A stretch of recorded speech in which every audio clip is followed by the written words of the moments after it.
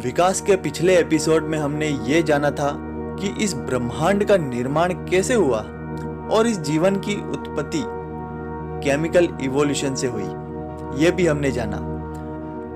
पर ये सारी चीजें हम मानते हैं, लेकिन कुछ लोगों का मानना है कि हमारी धरती पर कोई विकास नहीं हुआ है, कोई इवोल्यूशन नहीं हुआ है, बल्कि इसकी उत्पत्ति भी ईश्वर या किसी सुपर नेचुरल पावर से हुई है, एक अद्भुत शक्ति से हुई है। और ये धरती जैसी अभी है, ये 5000 साल पहले भी ऐसी ही थी और आने वाले 5000 साल बाद भी ऐसी ही रहेगी। स्पेशली ऐसी धारणाएं वे लोग मानते हैं जो माइथोलॉजिकल मेंटेलिटी के हैं। तो चलिए आज हम ये पता लगाने की कोशिश करते हैं कि नंबर 1, पैलिएंटोलॉजिकल एविडेंसेस।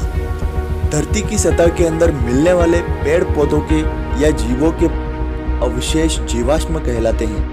ये जीवाश्म लाखों साल पुराने या करोड़ों साल पुराने भी हो सकते हैं। And fossils provide most acceptable evidences in favour of evolution. उदाहरण के लिए आप आर्कियोप्टेरिक्स ले सकते हैं, जिसके जीवाश्म इस बात की ओर इशारा करते हैं कि रेप्टाइल्स से ही एवीज का विकास हुआ है, क्योंकि इसमें रेप्टिलियन कैरेक्टर्स और एवियन कैरेक्टर्स दोनों मौजूद हैं। लोग ऐसा मानते हैं, साइंटिस्ट ऐसा मानते हैं कि आर्कियोप्टेरिक्स ने सबसे पहले अपनी रनिंग पैरों से की और उसके बाद उसने अपने हाथों को भी फड़फड़ाया दौड़ते दौड़ते, और उसी से इनके पंखों की उत्पत्ति हुई। Evidences number 2, evidences from morphological and anatomical characters.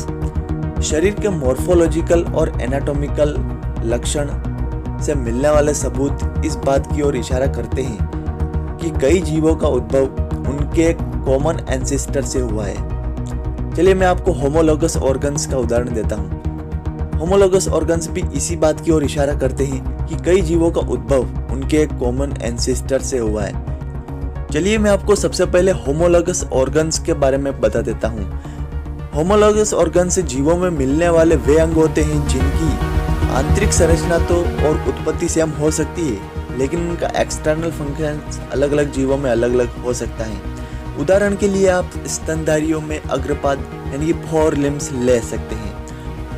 लगभग सभी स्तनधारियों के 4 लिम्स की संरचनाएं एकदम समान है, परंतु उनके अलग अलग वातावरण के हिसाब से उनके कार्य में भी भिन्नता उत्पन्न हो गई। ये हुआ होमोलोगस ऑर्गन्स के बारे में।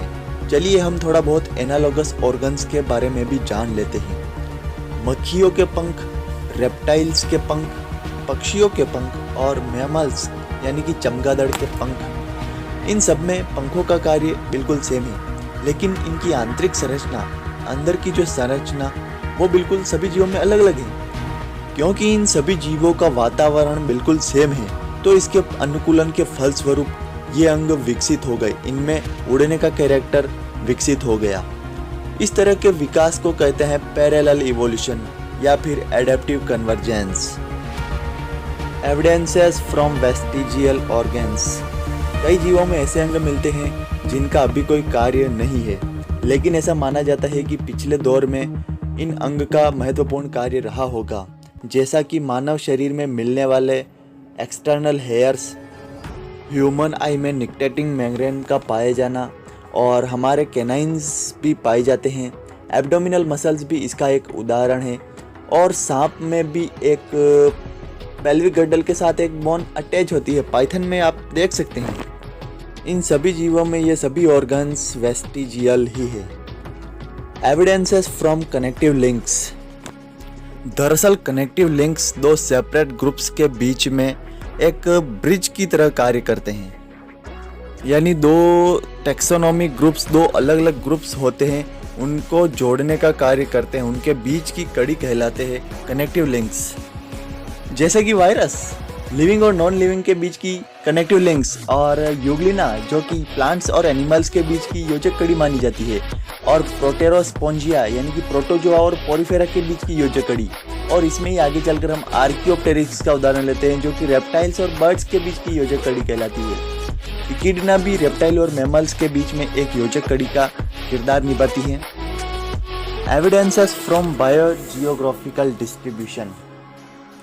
कुछ जीवों की स्पीसीज या फिर प्लांट की स्पीसीज कुछ विशेष क्षेत्रों में ही सीमित होती है और यहीं पर सीमित रहती हैं। इन प्लांट्स को फ्लोरा कहते हैं और ऐसे एनिमल स्पीशीज को फौना कहते हैं। जैसे कि हम समझ सकते हैं कि मार्सुपियल्स और प्रोटोथीरियंस यानी कि जिनके पेट पर पाउच लाइक स्ट्रक्चर होती है वो सिर्फ ऑस्ट्रेलिया में पाए जाते हैं और किसी भी जगह नहीं पाए जाते ऐसे एनिमल्स। तो ये भी सबूत है कि इवोल्यूशन हुआ है और बायो जियोग्राफिकल डिस्ट्रीब्यूशन भी एक अपना किरदार निभाता है इस प्रक्रिया में। इस वीडियो में इतना ही। इससे आपको क्या सीखने को मिला कमेंट में ज़रूर बताना और मिलते हैं अगले वीडियो में।